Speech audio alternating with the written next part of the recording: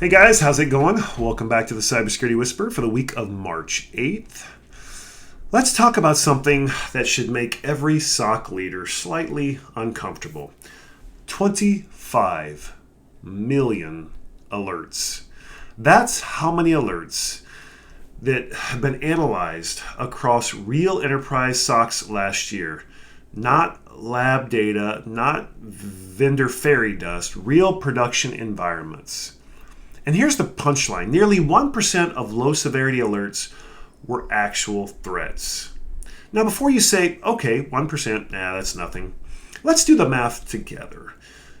Talk about your average company, maybe where you're at. Your average enterprise, roughly 450,000 alerts per year. 60% never reviewed. I mean, if 1% of low-severity alerts are real threats, that's roughly one real incident per week that never gets investigated. One per week. And here's the part that made me pause. In 1.6% of forensic scans, the endpoint was still actively compromised, even though the EDR said it was mitigated. Just let that sink in for a second. Again, the tool closed it, the analyst moved on, but the attacker didn't. So here's a quick gut check. If your EDR says contained, do you verify? Or do you trust and move on? I mean, be honest, no judgment here. We've all been there. But what does this actually mean? Well, we've been building detection pipelines for years. We tune the rules, we add enrichment, we automate the triage so that we can close incidents faster. But the problem isn't tuning, it's just basic math. Volume beats humans every time. I mean, AI in the SOC shouldn't be about replacing analysts. It's about covering the 60% that no one ever sees. Now, if you're building AI internally to review every alert across every control, do forensic grade investigations, memory scans, genetic malware analysis. Well, I mean, I love you and all, but that's a multi-year engineering project, and attackers aren't waiting. Well, Cloudflare dropped something equally uncomfortable this last week. Ransomware isn't primarily malware anymore. It's identity, stolen credentials, session hijacking, thread hijacking, OAuth abuse. I mean, they literally called it an identity and access crisis.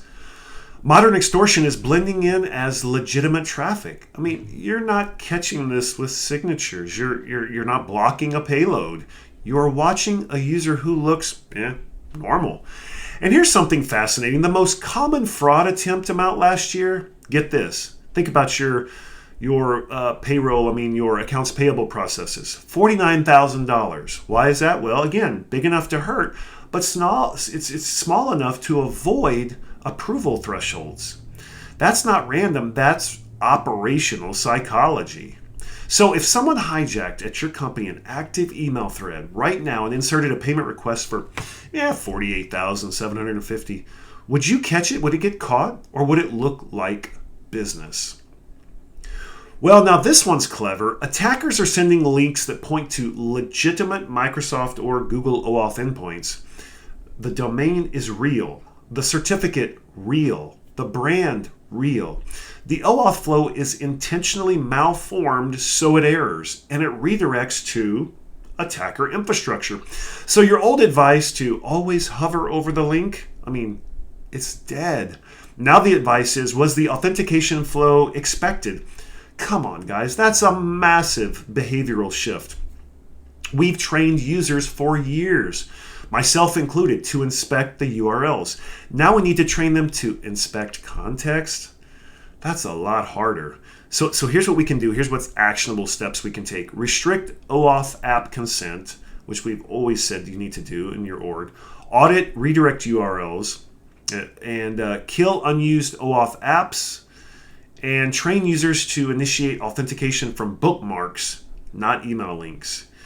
Small change, but a huge risk reduction. Meanwhile, we can talk about shifting to cameras being the new battlefield. Again, we really try to stay away from politics on this podcast, but we've got to talk about the Iran conflict that's going on right now. And Iran-linked actors are scanning for two different camera versions, the Hike Vision and the Deha cameras across the Middle East. Why? Well, recon, targeting, damage assessment. I mean, this is becoming part of standard battlefield practice.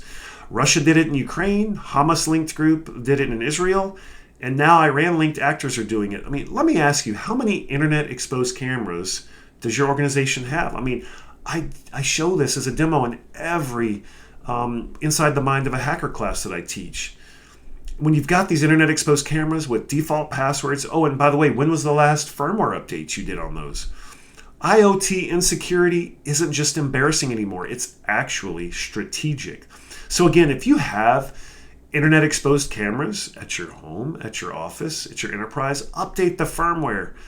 Strong unique passwords, kill default credentials, consider geofencing or making it VPN only to get into those and view those cameras. Or, for goodness sake, just turn off public exposure. Do you really need those cameras broadcasting to the public internet? Boring advice, high impact. Again, on the political side, this has just been in the news so much, AI and the Pentagon. So Anthropic says no mass surveillance and no autonomous weapons, and OpenAI says all for lawful purposes. That phrase, all lawful purposes, I mean, sounds clean, but lawful moves, interpretation moves, policy moves. I mean, the bigger story here, look, frontier models are embedded inside operational military workflows. Replacing one, it's not like just swapping browsers. You retrain workflows, revalidate outputs, recertify environments. AI isn't adjacent anymore. It's operational, and that should make everyone think very carefully about governance, because once AI is in live decision loops, look, friction gets removed, and friction is often what keeps us safe. Well, one of the most influential cybersecurity leadership roles in the UK, getting paid under $175,000. Meanwhile, 47% of security professionals report feeling overwhelmed. I mean, look, we want resilience, but resilience requires sustainable humans. You can't automate burnout away. You can't AI culture. And if AI compresses tier 1 roles, we better deliberately preserve foundational learning, because tomorrow's principal IR lead needs to understand what AI is doing under the hood. Well, back to the SOC math, the big takeaway. Look, here's what ties all of these together. Identity noise, low-severity blind spots, OAuth abuse, threat hijacking, EDR overconfidence, IoT battlefield recon. Attackers are exploiting assumptions.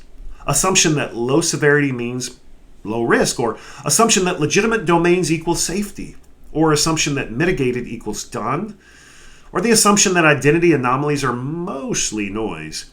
Security failures are increasingly happening inside the gray, not in the obvious red. So look, if you could do 5 things this week, 5 takeaways. Review your low severity sampling. I mean, randomly deep dive 10 low sev alerts from last month. Just see what you find. And be sure you audit your OAuth apps. Again, remove any that are unused or overprivileged apps. Tighten your redirect URI review. Test your EDR validation. I mean, again, pick one mitigated incident and validate whether remediation was truly complete. Review any exposed IoT, especially cameras, especially edge devices, think Fortinet, and run a threat hijack tabletop. Simulate a $48,000 payment inside a legitimate thread and see what breaks. Because again, the final thought for today, security in 2026, it's not about catching the loud malware anymore.